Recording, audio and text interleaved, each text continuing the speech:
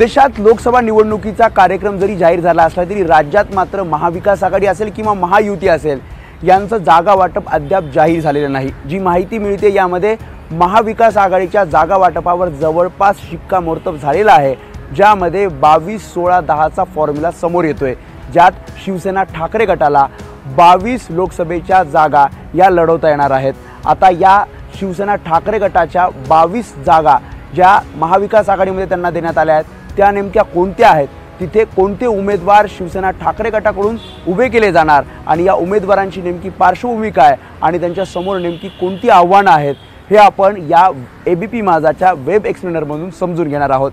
नमस्कार, मी वेदांत नेब, एबीपी माझाच्या या वेब एक्सप्लेनरमध्ये आपलं स्वागत।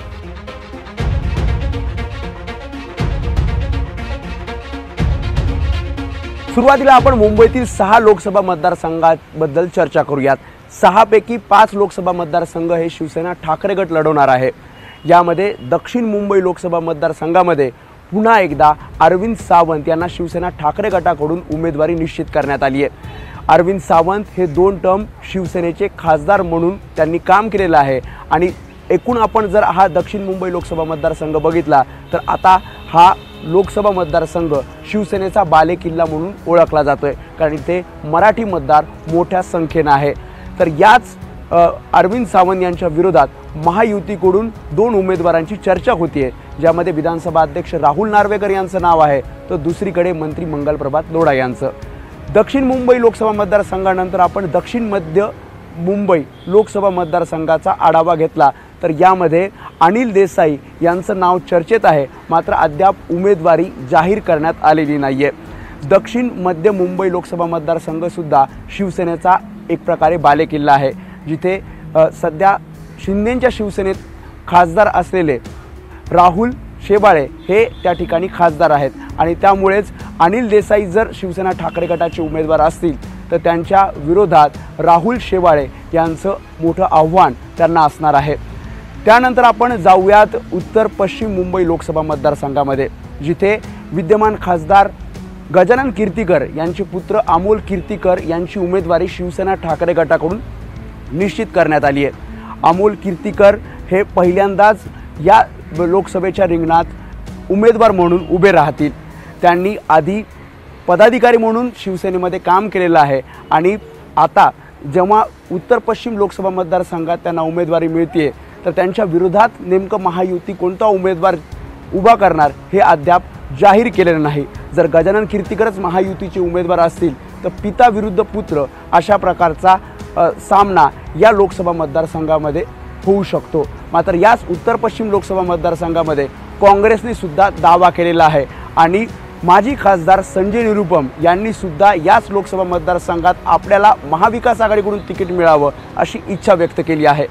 त्यानंतर जाऊयात आपण ईशान्य मुंबई म्हणजेच उत्तर पूर्व मुंबई लोकसभा मतदारसंघ, जिथे शिवसेना ठाकरे गटाकडून संजय दिना पाटील यांची उमेदवारी निश्चित करण्यात आली आहे। संजय दिना पाटील हे माजी आमदार आणि माजी खासदार म्हणून कार्यरत होते।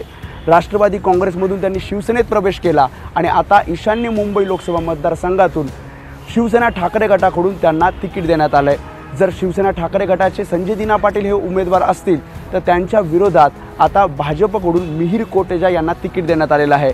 म्हणून संजय दिना पाटील विरुद्ध मिहिर कोटेचा असा सामना उत्तर पूर्व लोकसभा मतदारसंघामध्ये आपल्याला पाहायला मिळू शकतो। त्यानंतर उत्तर मुंबई लोकसभा मतदारसंघ, यामध्ये शिवसेना ठाकरे गटानं अद्याप आपला उमेदवार जाहीर केला नाही, या संदर्भात चर्चा केली जाते, मात्र नाव अद्याप निश्चित नाही। मुंबईनंतर आपण ठाणे लोकसभा मतदारसंघामध्ये येऊया। ठाणे लोकसभा मतदारसंघामध्ये पुन्हा एकदा विद्यमान खासदार राजन विचारे यांना शिवसेना ठाकरे गटानं उमेदवारी जाहीर केली आहे।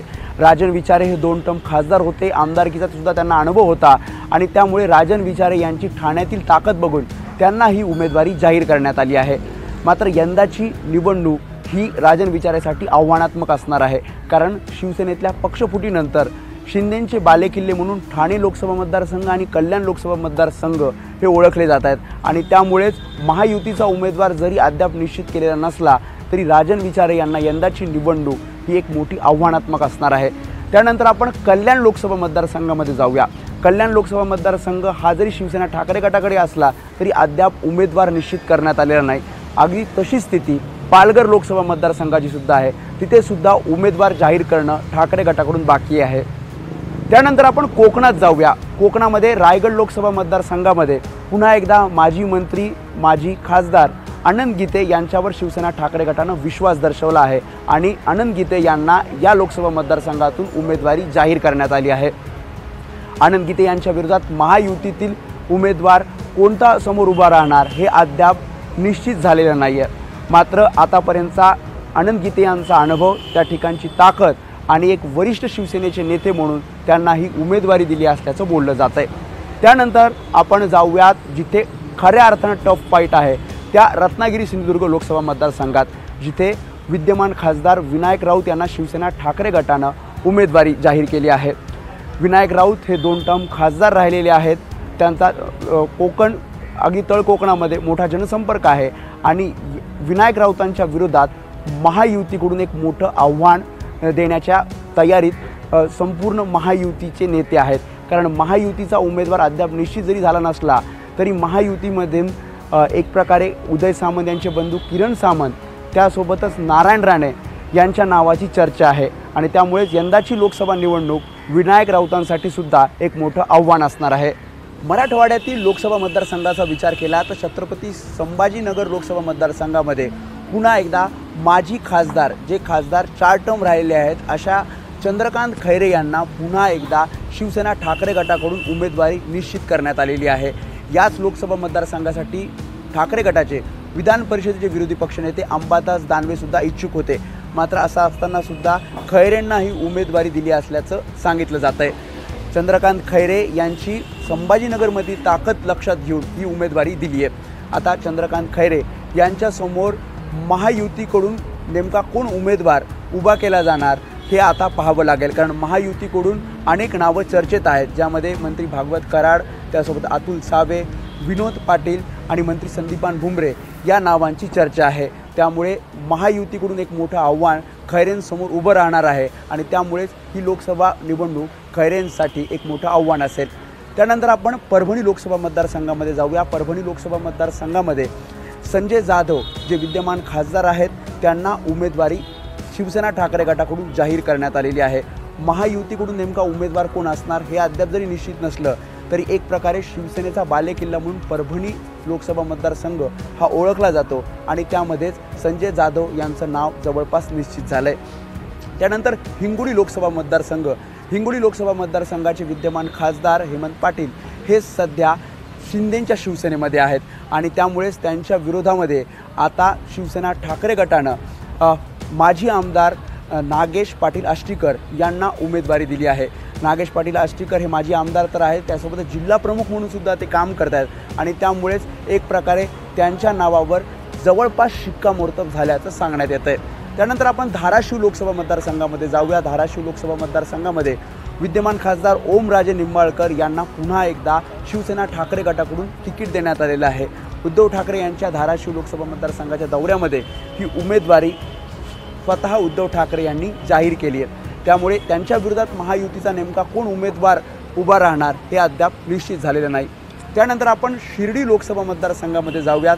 शिर्डी लोकसभा मतदारसंघामध्ये पुन्हा एकदा शिवसेनेत प्रवेश केलेले माजी खासदार भाऊसाहेब वाकचौरे यांना शिवसेना ठाकरे गटानं शिर्डी लोकसभा मतदारसंघाचं तिकीट दिलेलं आहे। भाऊसाहेब वाकचौरे यांच्या विरोधात नेमकं कोण महायुतीचे उमेदवार असणार, कारण सध्याचे विद्यमान खासदार सदाशिव लोखंडे हे शिंदेंच्या शिवसेनेमध्ये आहेत। जर त्यांनाच पुन्हा एकदा महायुतीकडून उमेदवारी दिली तर लोखंडे विरुद्ध वाकचौरे असा सामना आपल्याला शिर्डी लोकसभा मतदारसंघामध्ये पाहायला मिळू शकतो। आता विदर्भातील लोकसभा मतदारसंघामध्ये शिवसेनेचा विदर्भातील बालेकिल्ला असलेल्या यवतमाळ वाशिम लोकसभा मतदारसंघामध्ये शिवसेना ठाकरे गटानं माजी मंत्री माजी आमदार संजय देशमुख यांना लोकसभेची उमेदवारी दिली आहे। त्यांचं नाव जवळपास निश्चित झालं आहे। खरं तर हा शिवसेनेचा जरी बालेकिल्ला असला तरी शिवसेनेतील पक्षफुटीनंतर या ठिकाणच्या विद्यमान खासदार भावना गवळी ह्या एकनाथ शिंदेंसोबत आहेत। त्या 3 टर्म खासदार राहिलेल्या आहेत। त्यामुळे महायुतीकडून त्यांना पुन्हा एकदा याच लोकसभा मतदारसंघासाठी उमेदवारी मिळू शकते। त्यामुळे संजय देशमुखांसमोर भावना गवळींचं एक मोठं आव्हान असणार आहे। त्यानंतर बुलढाणा लोकसभा मतदारसंघामध्ये आपण गेलो तर बुलढाणा लोकसभा मतदारसंघामध्ये सुद्धा एक प्रकारे शिवसेनेचा बालेकिल्ला जरी समजला जात असला आणि त्या ठिकाणचे विद्यमान खासदार प्रतापराव जाधव हे एकनाथ शिंदेंसोबत आहेत।